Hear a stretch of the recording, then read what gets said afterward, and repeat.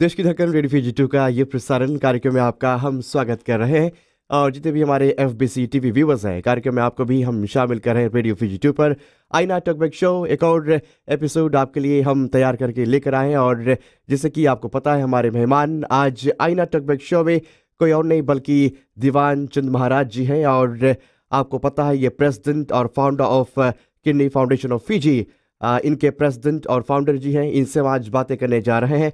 और ख़ास करके हमारा जो विषय है आज, ये डायलिसिस ट्रीटमेंट और साथ में होकर स्लीप एपनिया के बारे में है। मतलब ये है कि गुर्दे की जो बीमारी है ये कैसे होती है, अगर होती है तो किस तरह से इसको हम फीजी में ही इसको मतलब ठीक कर सकते हैं। और दूसरी बात, जो लोग सोते समय नाक बजाते हैं, ये कारण क्यों है, कैसे होता है और कैसे इसको ठीक किया जाता है, इन सभी विषयों पर आज हम बातें करने वाले हैं, चर्चा करने वाले हैं। और इससे संबंधित अगर कोई भी सवाल आपके पास में है तो आज आपको हम मौका दे रहे हैं 32200902 32200903 पर आप हमारे पास पे कॉल कर सकते हैं और अपना जो विचार है या फिर सवाल है ये आप ज़रूर रख सकते हैं। सबसे पहले कार्यक्रम में श्री दीवान चंद महाराज जी, आपका स्वागत है। राम राम।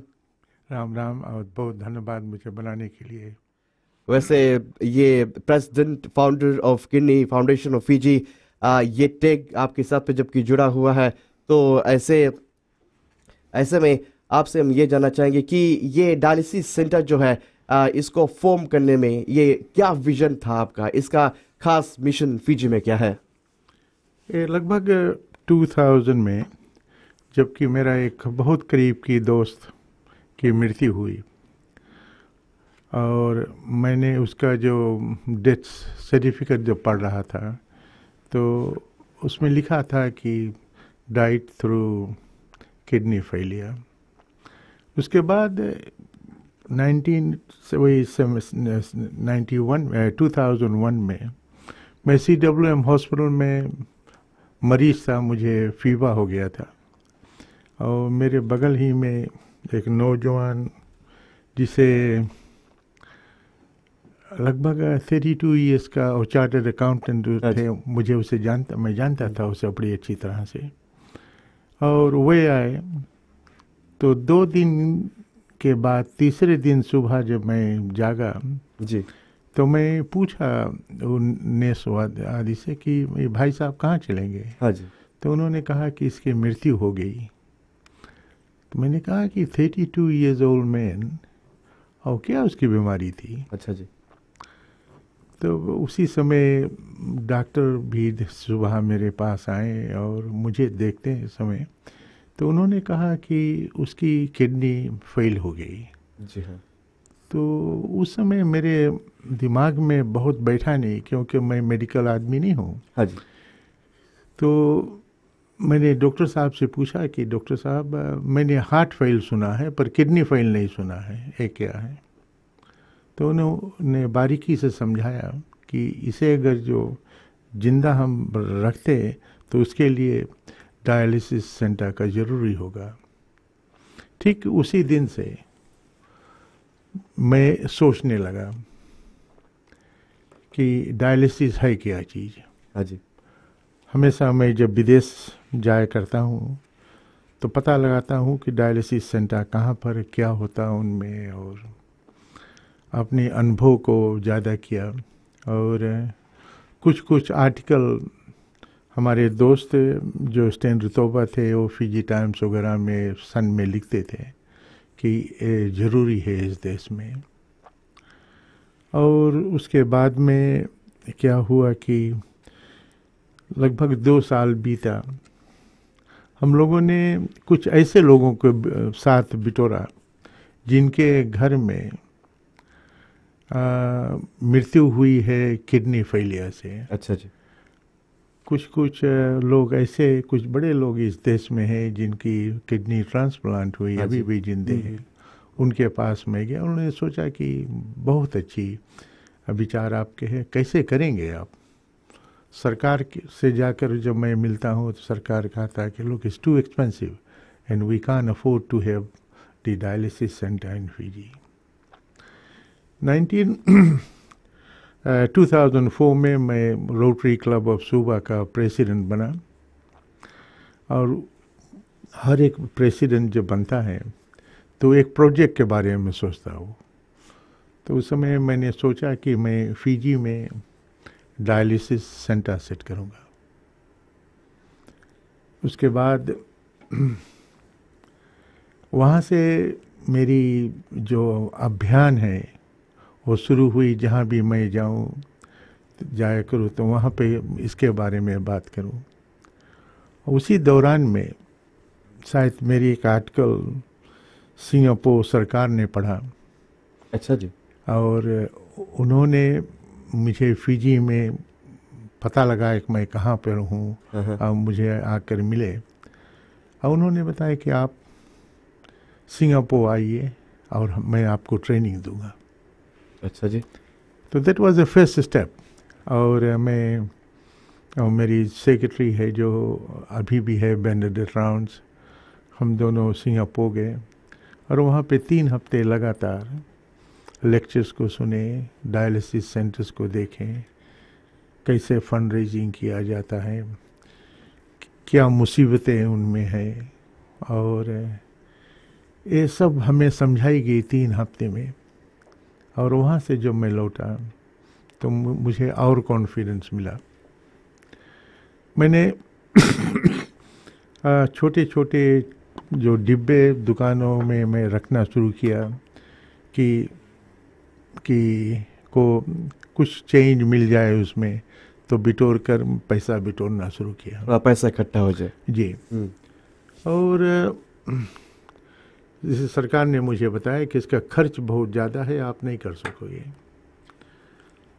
मैं 2005 टू अर्ली 2006 में 2005 में मैं रोटरी हेडक्वार्टर्स में गया और वहाँ पर पब्लिक लेक्चर्स में मैंने बात किया फिजी के बारे में, अब फिजी में क्या कमी है उसके बारे में बात किया। तो वहाँ से एक व्यक्ति ने मुझे मिला और बड़े शांति से मुझे बताया कि देखो मेरे पिताजी डायलिसिस फेलियर से मर गए हैं जी, और कुछ पैसा छोड़ गए हैं, मैं आपको 100,000 दूंगा। एंड दैट वाज मेरे लिए वो बहुत भारी चीज़ था कि मेरा बात किसी ने सुना। हाँ जी। और वो दान देने के लिए तैयार हो गया। मैं फिजी वापस लौट के आया तो 100,000 मुझे मिला। फिर मैं घूमने के लिए शुरू किया, अपनी जेब से मैंने $250,000 तक लगाया और फिर वोडाफोन ने मुझे दिया। और छोटे छोटे दान जैसे 1,000, 2,000, 5,000 लोगों ने मुझे दान दिया। तो वो 1 साल पूरा मैं फिजी भर घूम घूम के लोगों से मिलकर कुछ इकट्ठा किया। लगभग 650,000 मैंने इकट्ठा किया। अच्छा, ऐसा करते हैं कि एक छोटा सा ब्रेक लेते हैं जी। और इस ब्रेक के तुरंत बाद इसी विषय पर हम बातें करेंगे। याद दिला दें, ये बीमारी किसी की भी हो सकती है, किसी को भी हो सकती है, कोई भी इसका शिकार हो सकता है। और ये सेंटर फिजी में स्थापित हो गया है। थोड़ी देर बाद हम पता लगे कि कितने दिन लगे और ये डायलिसिस सेंटर है क्या, और भी कई विषय है। आपके पास में सवाल है, हमारे पास में आप जरूर कॉल कर सकते हैं। फिलहाल छोटा सा ब्रेक, उसके बाद में वापस आते हैं।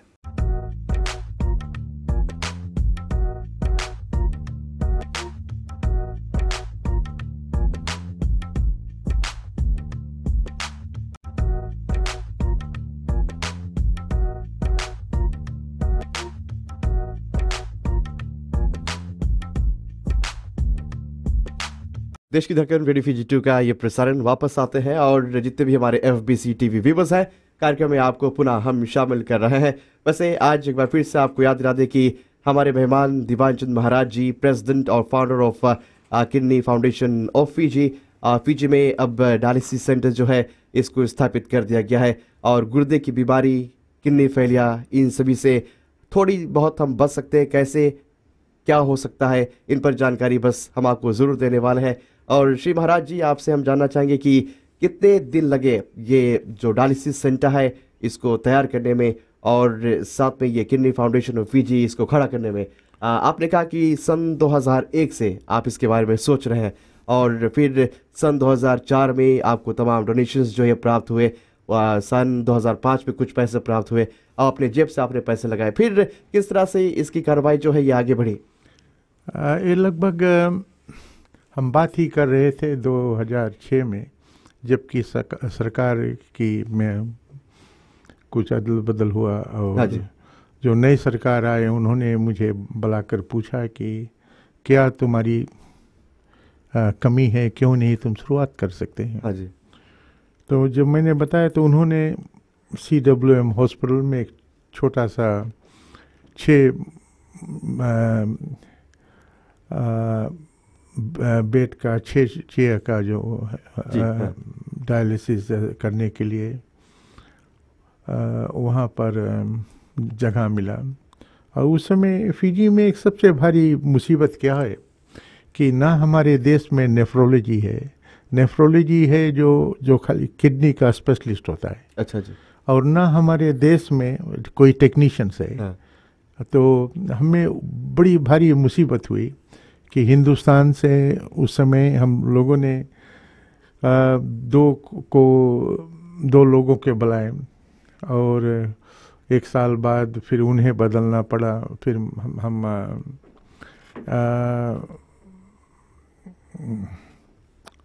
दूसरा सेट लोगों को बुलाए, वो हिंदुस्तान से फिर से, और फिलिपाइन से फिर हम लोग बुलाए।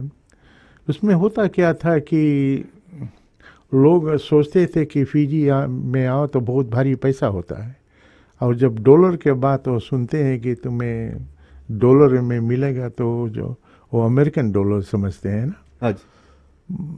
और यहाँ पे जब वो आते हैं तो वो ख्वाब देखते हैं कि हम स्पेशलिस्ट बन के आए तो हमें बड़ा घर होना चाहिए, नौकर होना चाहिए। तो एक मुसीबत खड़ा हुआ। पर धीरे धीरे जब डायलिसिस चलने लगा तो धीरे धीरे हम अपने लोगों को ट्रेन करने लगे, और फिर सिंगापुर गवर्नमेंट ने हमें एक ट्रेनर को ट्रेन करने के लिए भेजे, जो विशाल उसका नेस्ट है, विशाल नाम है उसका। तो वो सिंगापुर गवर्नमेंट ने जब उसे ट्रेन किया तो हमारी जो मुसीबत धीरे धीरे धीरे कम होते गई और हम लोकल नर्सेस को तैयार किए। अब हमारे पास सब लोकल नर्स हैं और हम 28 पेशेंट को हर दिन डायलाइज करते हैं। अच्छा। हाँ, आपने अभी कहा कि जो गुर्दे का जो बीमारी है जो वो अच्छी हो सकती है। उसमें 2 पार्ट है जी।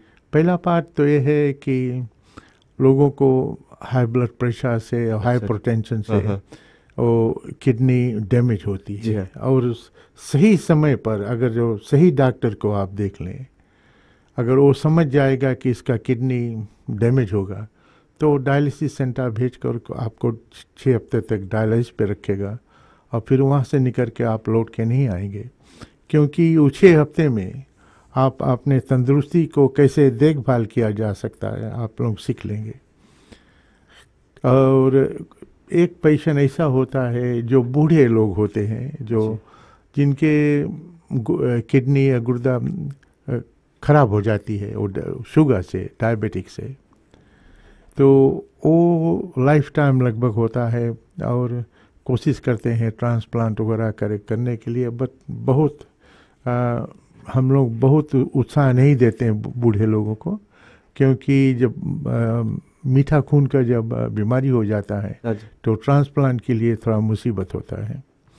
और एक तीसरा जो होता है जो ब्लड में टॉक्सिक हो जाता है, टॉक्सिक कैसे ज़्यादा दारू भी पीने से हो जाता है, और कभी कभी पानी पीने से भी हो जाता है, उससे भी किडनी ऑर्गन्स डैमेज होता है।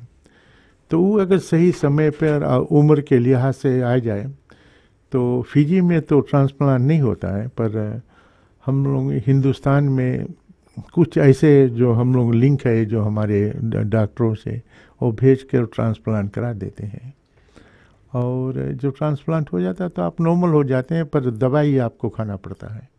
अच्छा जी, वैसे जितने भी हमारे श्रोता फिलहाल घर पर कार्यक्रम सुन रहे हैं, आप भी हमारे पास पे कॉल कर सकते हैं। हम जानते हैं शायद आप भी इस बीमारी से पीड़ित है और ये डायलिसिस सेंटर है क्या, कहाँ पर स्थित है, इनके बारे में कुछ जानना चाहते हैं तो ये मौका हम आपको दे रहे हैं आज रेडियो FG2 के माध्यम से।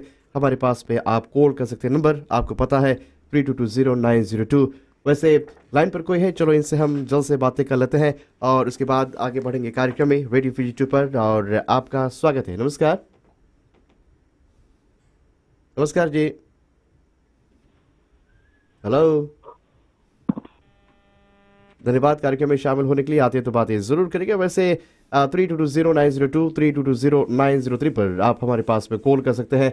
और श्रीमान महाराज जी, हम आपसे ये जानना चाहेंगे कि ये गुर्दे की बीमारी जिनको है उनको कैसे पता चलेगा? ये सिम्टम्स होता है। हाँ जी। अगर जो आप सही समय पर आपने डॉक्टरों को जाकर बताएंगे और अगर जो पिक कर लेंगे कि ठीक है कि अमुक कारण से तुम्हारा जो organ है वो फेल हो रहा है, किडनी फेल हो रहा है, तो उसके इलाज हो सकता है ना। कभी कभी कैसे होता है, लोग जान नहीं पाते हैं। हाँ जी। और जब आते हैं तो कहा जाता है क्रिएटिनिन, जो क्रिएटिनिन जो होता है वो उसका जो नॉर्मल होना चाहिए तो 80 to 110 के बीच में होना चाहिए। पर जब लोग आते हैं कभी कभी तो उनका 20 से नीचे हो जाता है, बॉडी वो हार्मोन तैयार नहीं कर पाता है। और उसका कारण यही है कि किडनी जो है वो फेल होने लगता है। तो 15-16 अगर जो तुम्हारा क्रिएटिनिन हो गया तो डायलाइसिस पे जाए, नहीं तो 10 दिन आपका वहाँ से जिएंगे आप। रेडियो FG2 का प्रसारण आपने थोड़ी देर पहले कहा था कि सरकार ने आपको मदद किया और अस्पताल में आपको 6 रूम की कमरा इन्होंने दिया और फिलहाल वहीं पर आप ऑपरेट करते हैं? जी नहीं, 6 रूम के कमरा नहीं, 6 जो वार्ड को दिए थे 6 वार्ड। हाँ जी। हाँ, तो वहाँ पे हम 6 सेट करे थे जहाँ 6 लोगों को हम ट्रीट कर सकते थे। अभी क्या है कि हम एक्सटेंशन स्ट्रीट में अपना किडनी फाउंडेशन का अपना हॉस्पिटल है जहाँ पे हम 14 लोगों को एक बार वो डायलाइज कर सकते हैं। और मैं आपको ये बताना चाहता हूँ कि स्टेट ऑफ आर्ट है। अगर आप पैसिफिक में देखेंगे तो उस तरह के अस्पताल नहीं देखने का मिलेगा आपको। अच्छा जी, एक छोटा सा ब्रेक लेते हैं, उसके बाद में इसी विषय पर और भी बातें हम जरूर करते चलेंगे।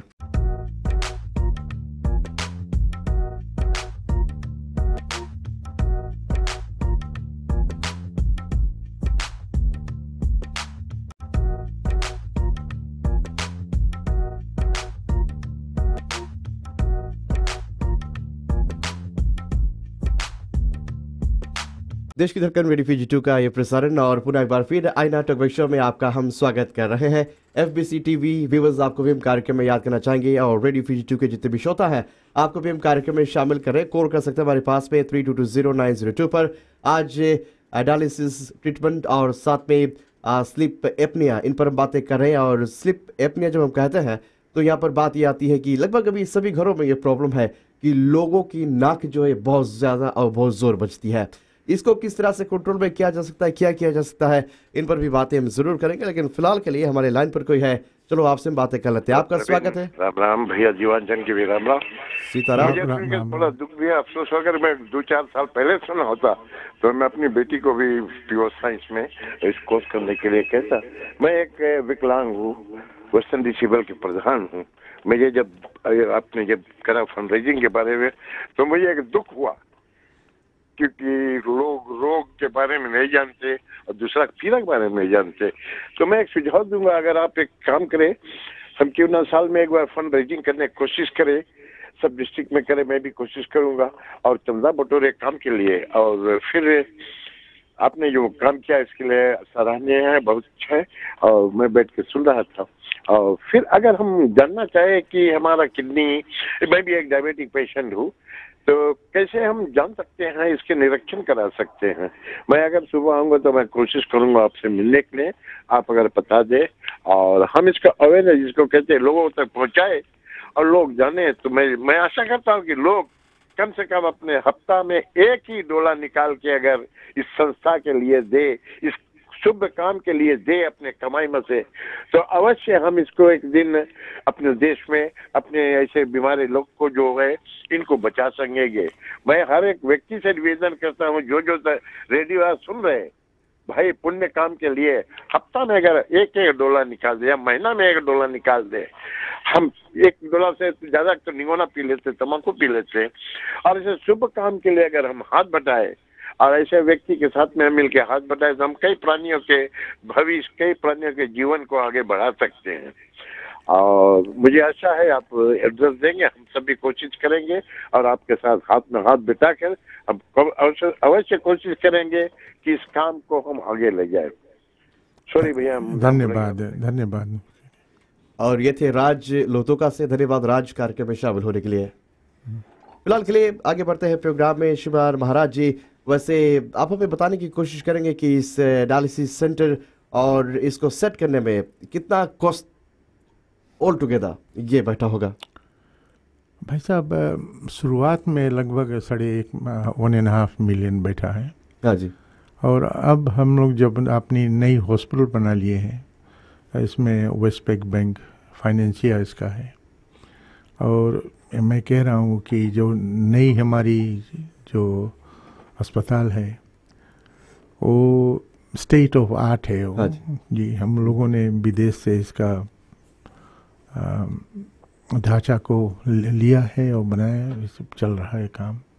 और मैं आग्रह करता हूँ जो भूतपूर्व भाषण करता थे कि अगर जो अपने अपने आप को स्वस्थ देखना चाहे तो डायबिटिक हो तो हर 3 महीना में जाकर अच्छे डॉक्टर के लिए ब्लड टेस्ट कराएं। और ब्लड टेस्ट जब करेंगे तो आपको बताएंगे कि ब्लड टेस्ट में होता है कि क्रिएटिनिन टेस्ट, तो अगर जो किडनी टेस्ट की भी बोल दे करें तो उसी समय वो कर देंगे, तो आपको हमेशा अनुभव रहेगा कि हमारी किडनी ठीक है या हमारी किडनी में कुछ गड़बड़ी हो रही है।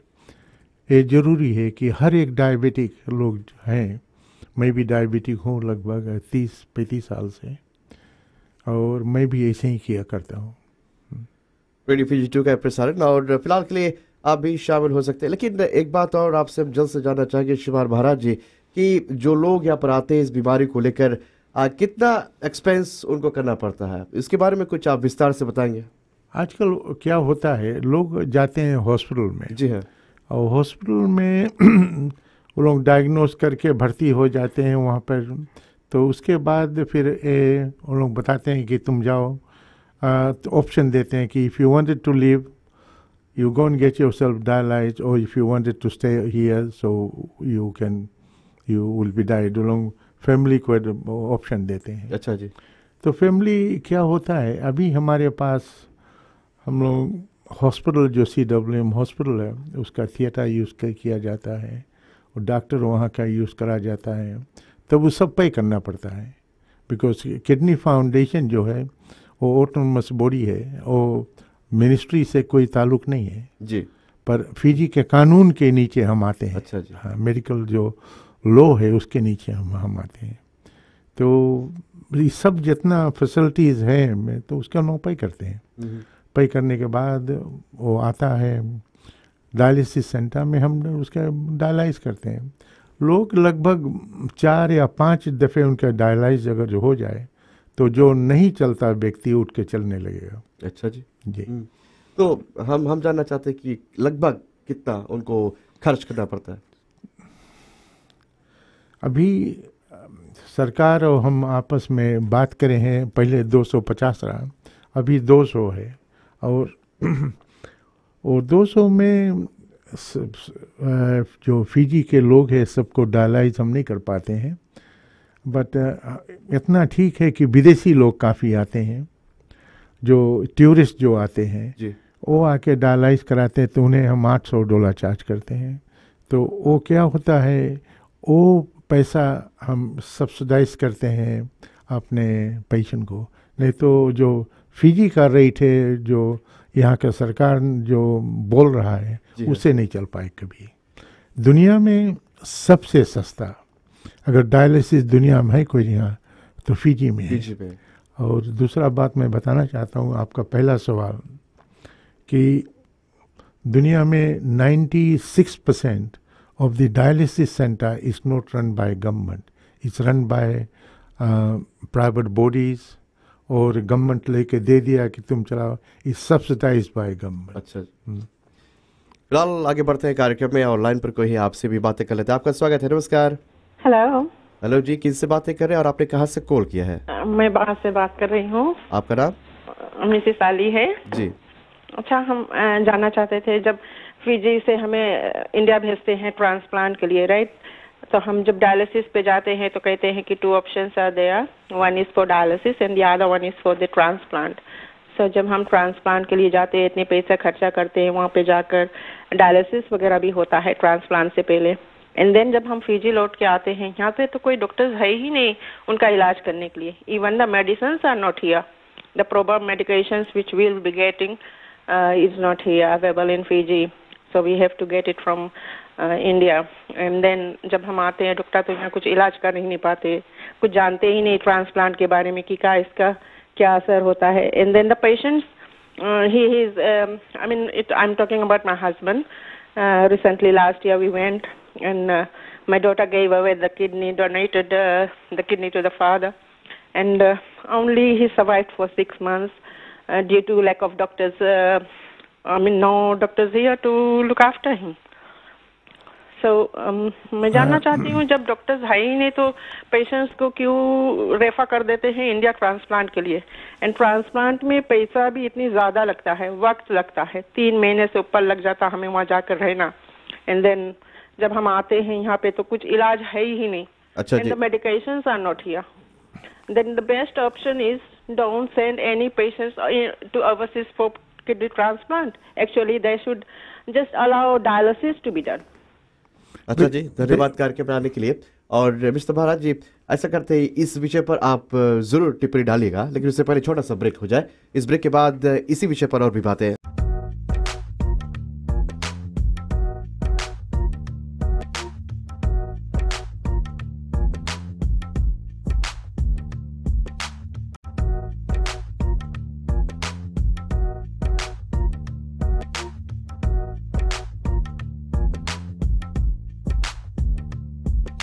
देश की धड़कन रेडियो फीजी 2 का ये प्रसारण आपके लिए आईना टॉकबैक शो आपके लिए हम प्रस्तुत कर रहे हैं। और एक बार फिर हमारे मेहमान आज प्रेसिडेंट और founder of kidney foundation of Fiji Shri Diwan Chand Maharaj ji, इनसे हम बातें कर रहे हैं।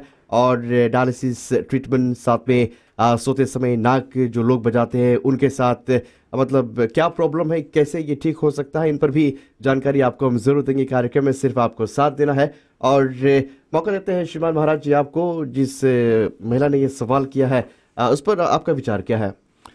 मैं उन्हें बताना चाहता हूँ कि पहला चीज़ तो ये आपको मालूम होना चाहिए कि किस डॉक्टर ने आपको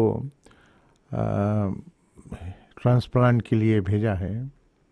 मैंने एक बात पहले कहा है कि इस देश में नेफ्रोलॉजी अवेलेबल नहीं है। एक ही जो डॉक्टर मलानी है जो मेडिकल स्कूल में वो स्पेशलिस्ट कोर्स में अपना नेफ्रोलॉजी किया है और वही को हम इस्तेमाल करते हैं हमेशा जी। अगर जो कोई आप गैर डॉक्टर आपको भेज देता है कि जाकर वहाँ पर ट्रांसप्लांट करा लें, तो ये सही बात है कि ट्रांसप्लांट कराने के बाद आपको बड़ी सही तरीके से अपने आप को देखना होगा। अच्छा जी। और वो जो साइक्लोस्पोरिन वगैरह जो 2-3 दवाइयाँ हैं वो आपको ज़रूरी है कि वहाँ से लेके आते लौटते समय वहाँ से ले लें। और फिर बाद में किडनी फाउंडेशन ऑफ फीजी से आप कांटेक्ट करें, हम लोग आपके कांटेक्ट देकर हर महीना उसे मंगवा दे सकते हैं। मैं बताना चाहता हूँ बहन जी कि अभी तक 29 पेशेंट जो थ्रू डायलिसिस सेंटर के ट्रांसप्लांट हुआ है। हाँ जी। उसमें से केवल एक ही जो एक मास्टर जी थे और हमारे आदिवासी थे 32 ईयर्स का, वो कुछ गलत पानी वगैरह पीने से उसे न्यूमोनिया हो गया था, उसी के कारण वो मर गए। पर ट्रांसप्लांट होने के बाद ये नहीं कि तुम 100% राइट हो, ऐसे नहीं होगा कभी। तुम्हें बहुत कुछ करना होगा। बहन जी के मालूम होगा कि एक्सरसाइज, भोजन के परहेज और दवाई का परहेज, सब कुछ उसमें बताई जाती। इतना तक भी है जागने और सूतने का समय भी है। तो ये सब ज़रूरी है। और मुझे दुख है कि आपके पति देव 6 महीना जिए और उनकी मृत्यु हो गई। पर सुबह में कुछ ऐसे लोग हैं जो 6 इयर्स से 10 इयर्स तक हैं अभी, जिसका ट्रांसप्लांट होने के बाद वो पढ़ा रहे हैं, शादी ब्याह करें नौजवान लोग, उनके बच्चे भी हो रहे हैं। फिलहाल के लिए आगे बढ़ते कार्यक्रम में और भी बातें इसी विषय पर हम जरूर करेंगे, लेकिन आपके पास में सवाल है, हमारे पास में आप कॉल कर सकते हैं। लाइन पर कोई है, आपका स्वागत है। नमस्कार जी। हेलो। हेलो जी, और किनसे बातें कर रहे हैं? जी श्री सिंह लेटर का। हाँ जी, बोलेगा। इस समय मैं डायलिसिस पे हूँ, डायलिसिस मशीन। मैं एक चीज कहना चाहता हूँ, और जो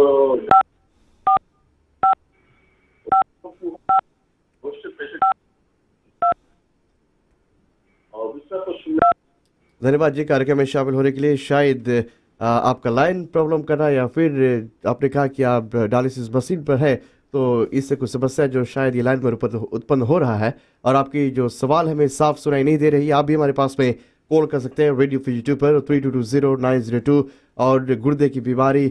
अच्छा श्रीमान महाराज जी, ये स्लिप एपनिया जो नाक बजाते हैं लोग, इसके संबंध में बस आपसे विचार हम जरूर लेना चाहेंगे, लेकिन फिलहाल के लिए एक और कॉलर है लाइन पर। आपका स्वागत है। नमस्कार।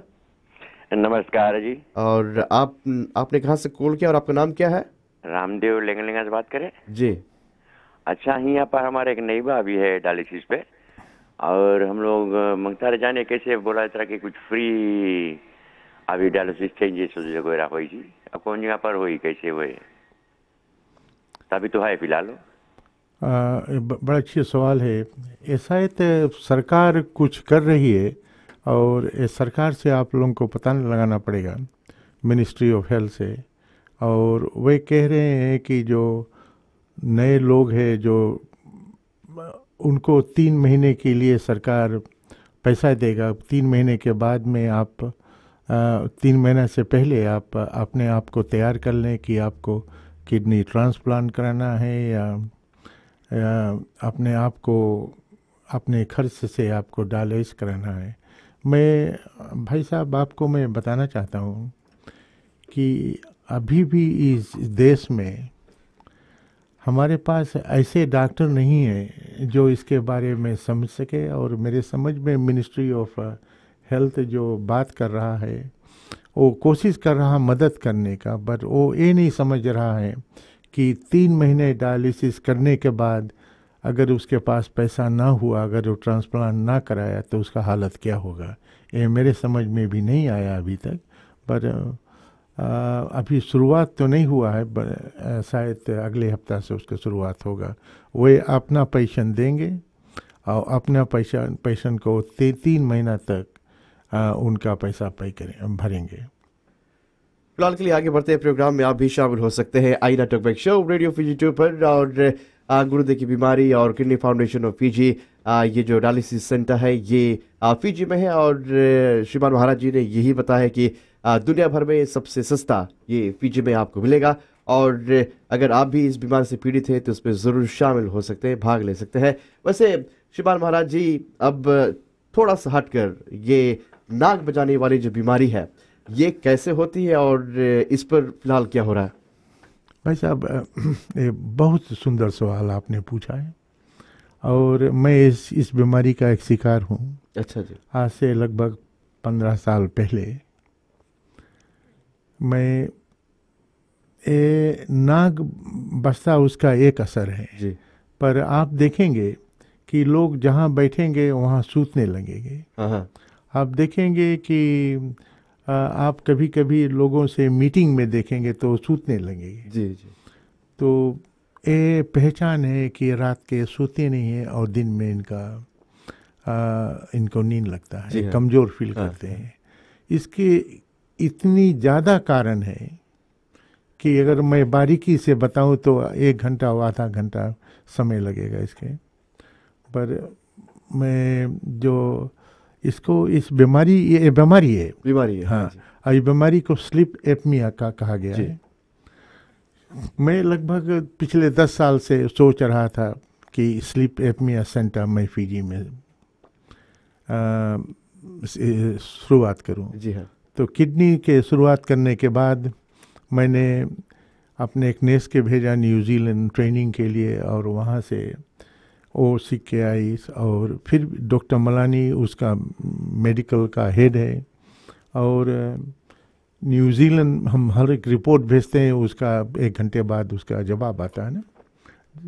तो होता क्या ये है कि हम रात को, आप देखे होंगे जैसे आपने कहा बहुत जोर नाक बजता है, और नाक बजते बजते रुक जाता है। हाँ जी। रुक जाता है और फिर से तड़पड़ा के जागते हैं, फिर बजने लगता है। फिर बजने लगता हाँ। है।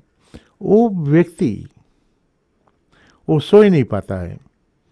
वो जो पूरा जो सूतने का समय जो है वो नाक बजते में, सांस रुकते में, और जो नाक बजते समय जो सांस जो रुकता है, यानी सूते समय जो नाक बजता है, वो तो शरीर बना है कि शरीर अगर जो तुम्हें सूतना है तो सब कुछ रेस्ट करे। पर अभी हम लोग कुछ टेस्ट कर रहे थे कुछ लोगों को, सूते समय उनका जो प्रेशर है वो शॉट अप टू 200। और दिस टाइप ऑफ पीपल आप बहुत जगह सुने होंगे कि श्री महाराज जी, इस विषय को हम जरूर आगे बढ़ाएंगे, और भी ये दिलचस्प होता जा रहा है, और लोग हमारे पास में कॉल भी करें, लेकिन छोटा सा ब्रेक हो जाए, उसके बाद में और भी बातें हम करेंगे।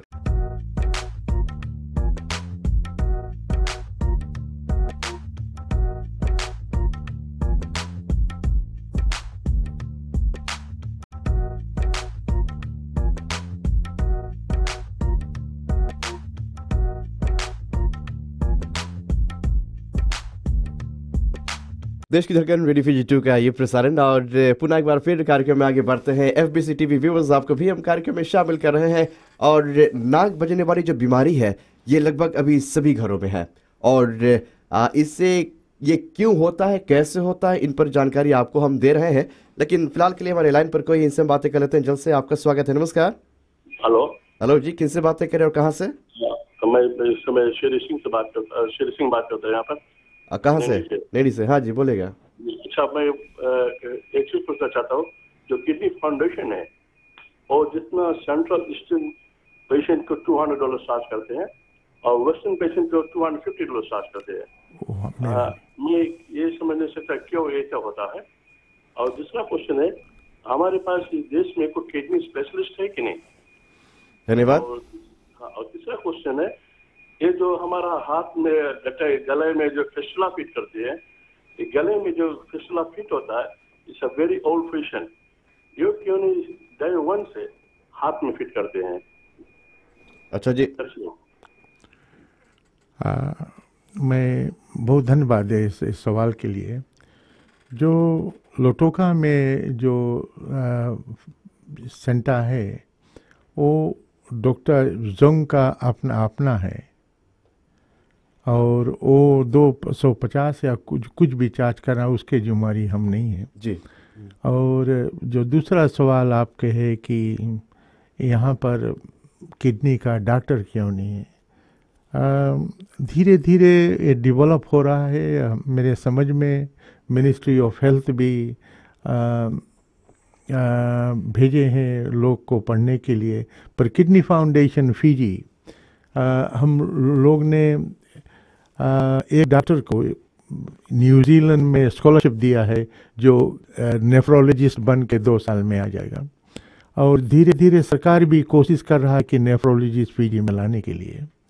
और जो आपका तीसरा सवाल है कि क्यों नहीं फिस्टुला जो होता है, क्यों नहीं वो लगे ट्रांसप्लांट किया जाता है, अन्य देश में क्या होता है भाई साहब, जब वो जान जाते हैं कि आपका किडनी फेल हो रहा है, कनाडा वगैरह में तो 1 साल पहले से वो आपके हाथे में वो ट्रांसप्लांट कर देते हैं।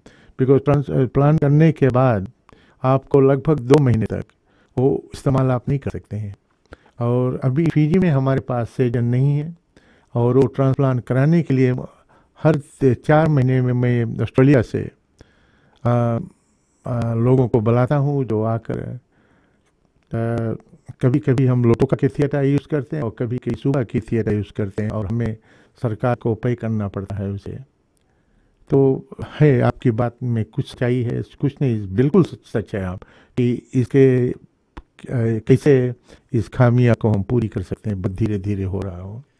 फिलहाल के लिए वही विषय एक बार फिर से हम लेकर आ रहे हैं कि लोग बैठे बैठे सो जाते हैं, अचानक नाक बजने लगती है। ये समस्या कैसे शुरू होती है और क्या किया जा सकता है? आज से 15-20 साल पहले तो क्या होता था कि डॉक्टर उसका ग्लैंड ऑपरेट कर देते थे, और ग्लैंड ऑपरेट करने के बाद वो 9-10 महीना में फिर बढ़ के वैसे ही हो जाता था। पर मोनाश यूनिवर्सिटी में डॉक्टर मरी जोन्स ने स्लिप के जो सूतने लगते हैं, लोग कमज़ोर होते हैं, भूल जाने, एक कई इसमें जुड़ा हुआ समस्या है। तो उन्होंने इसका सलूशन पाया, और जो है कि लोगों के शरीर में ऑक्सीजन कम हो जाता है, और हम क्या करते हैं, वो जब आते हैं तो उसे 2 रोज के लिए, एक रोज आप शाम को 8 बजे शाम को आओ, and we will hook you up, जैसे वो हार्ट बीट सब जितना बीट है हम लोग सब आपके टेस्ट करेंगे कि इसके सिवाय और तो कोई बीमारी नहीं है। तो उसका जो रिजल्ट सुबह निकलता है 8 घंटा 10 घंटा सूतने के बाद, तो उसको हम हमारे जो डॉक्टर यहाँ पे वो देखते हैं, और उसी एक कॉपी हम न्यूजीलैंड स्पेशलिस्ट सेंटर में भेजते हैं। तो वो 1 घंटे के बाद हमें फिर से देते हैं। तो दूसरे दिन जब वो आते हैं सूतने के लिए, तो हम लोग समझ जाते हैं कि कितना प्रेशर का उन्हें चाहिए, और इन्हें ऑक्सीजन का कमी है या और कोई बीमारी है। तो ज़्यादातर क्या होता है कि लोग मोटे हो जाते हैं और ऑक्सीजन शरीर में कम हो जाता है। तो हम उसे वो मशीन खाते हैं, अपनी मशीन से सुताते हैं, और सुबह जब जागते हैं तो हम उसे बताते हैं कि मशीन आप ले जाओ सब दिन के लिए घरे, और इस पर सूतो 6 महीना 8-10 महीना में। कुछ ज़रूरी है एक्सरसाइज करने का, चले, भोजन में परिवर्तन लेकर आए, और आपने खाने पीने में परिवर्तन लेकर आए। अगर आप ज़्यादा निगोना पीते हैं और शराब पीते हैं उसे कम करें। तंबाकू जो है वो मेन कोर्स है इसका, तंबाकू भी बंद करें। तो ये सब धीरे धीरे जो परहेज आप में आ जाएंगे तो आप अच्छे हो जाएंगे खलास। ये जरूरी नहीं है कि आप सब टाइम डॉक्टर के लिए भागे, बट अपना हेल्थ जब अच्छा रखना है तो आप अपने आप देखें। जब आपको बता दिया जाए कि भाई एक कमी है, ये आप ले जाइए, और इसके बाद 1 महीने 2 महीने में कभी आना फिर से और अपॉइंटमेंट डॉक्टर की चेक करना। तो ये बहुत भारी समस्या है। जो एक्सीडेंट लगता है, जो लोग ड्राइव करते हैं वो नहीं जान पाते हैं कि उन्हें स्लीप एपनिया, ड्राइव करते में सो जाते हैं, और सो जाते हैं जो कार होता है रास्ते से बाहर हो जाता है, एक्सीडेंट होता है, मर जाते हैं। कोई लोग सूतले में बेचारे नौजवान होते हैं और उनके नाक कुछ दिन से बचता है और बचते हैं, सूते हैं अच्छा से नहीं, और वो हार्ट कमज़ोर हो जाता है ना, और सूतले में उनका चौक होता, मर जाते हैं। तो इसके इलाज है, अब शुरुआत हो गई है फीजी में। जब से 3-4 हफ्ते से हमने शुरू किया, एवरी नाइट हम बुक डराते हैं कि कोई ना कोई जरूर से आता है। फिलहाल के कार्यक्रम में आप भी शामिल हो सकते हैं। ये बीमारी लगभग घर घर है और लोग इन पर बातें करते हैं कि अब कुछ आसपास के दोस्त अगर अचानक से बैठ जाए, मिल जाए, तो ये बात होने लगती कि अब ऐसा होता है मेरे साथ में, मेरा नाक बजता है या फिर इनके नाक बजते हैं, बैठ बैठे सो जाते हैं, कमजोर फील करते हैं। तो इन सभी पर ये समस्याओं का समाधान जो है ये धीरे धीरे अपीजे में हो रहा है, और ये आप तक आज पहुँचाए रेडियो फीजी 2 के माध्यम से ये जानना बहुत ही ज़रूरी है। और आप चेकअप भी करा सकते हैं, क्या खाना है आपको, क्या नहीं खाना है, ये जानना आपको बहुत ही ज़रूरी है। और जाने से पहले श्री महाराज जी, जितने भी दोस्त कार्यक्रम सुन रहे हैं और हमारे जो FBC TV व्यूअर्स हैं, उनको आप क्या सलाह देना चाहेंगे? ये डायलिसिस सेंटर और साथ ये जो नाक बजने की बीमारी है, इसको लेकर आप क्या बताएंगे? जो डायलिसिस सेंटर है, ये भी ऐसा बीमारी नहीं है कि जो आपके हो गया तो मुझे भी पकड़ सकता है जी। अगर जो पिताजी कहे तो लड़का भी होगा, ऐसा नहीं है। नॉन कम्युनिकेबल डिजीज़ है। इज़ अ कंडीशन कि हम अपने शरीर को कैसे रखते हैं। जी। ये समझना चाहिए कि जिसको हाई ब्लड प्रेशर है और हाई ब्लड प्रेशर से किडनी डैमेज होता है, तो कोशिश करके अपनी आप को अपने जो डॉक्टर है उससे सलाह लें। और मैं उस भाई से भी बहुत सहमत हूँ कि यहाँ पर किडनी का डॉक्टर नहीं है, पर सुबह में doctor Malani, head of the medical school जो है, वो किडनी का आउट पेशेंट भी वो करता है। तो सुबह में आप किडनी सेंटर में जो आएंगे तो आपको ब्लड टेस्ट करा कर वो आपको बताएगा। वो एक तरफ का है, पर ये जो स्लीप सेंटर है, जो लोग बात करते करते सो जाते हैं, नाक बहुत ज़्यादा जिसके बजती है और जो थकावट महसूस करते हैं दिन में और बैठे बैठे भूलने लगते हैं कि मैं सुबह क्या खाया, शाम को वो क्या है। कभी कभी वो टेलीफोन भूल जाते हैं, कभी कभी वो एक बीमारी होगा, उनका कसूर नहीं है, ये बीमारी है। इनका जो ब्रेन में ऑक्सीजन जो कमती होगा तो ऑक्सीजन ही पूरा शरीर को चलाता। अगर जो आपको ऑक्सीजन कम हुआ तो जो प्रेशर लो हो जाएगा आपका, ये नहीं चाहिए कि ऑक्सीजन से। तो इसका सहज ट्रीटमेंट है, कुछ काटा पीटा नहीं जाएगी से। ये लगभग 1 टाइम ट्रीटमेंट है और उसके बाद आप फिर इसके अपने घर पे कर सकते हैं। ये लगभग 3,500 उसका खर्च होता है और जो मशीन हम लोग मंगवा देंगे, सब कुछ करा के एक टाइम के ज़िंदगी में आपकी ज़िंदगी नई ज़िंदगी हो जाएगी। और कुछ लोग जो अभी गए हैं, लगभग 10-12 लोगों को हुआ है, वो लौट के आते हैं और कहते हैं कि मैजिक मेरी ज़िंदगी में हो गया। अच्छा जी, और आपने अपना समय निकाला, इसके लिए बहुत बहुत धन्यवाद आपको हम दे रहे हैं। इसका प्रचार जो है रेडियो के माध्यम से और FBC TV के माध्यम से हम जरूर करते रहेंगे। और आप आए कार्यक्रम में बहुत बहुत शुक्रिया। हमारी और आपकी मुलाकात दोबारा होती है, तब तक के रवीन का प्यार, नमस्कार।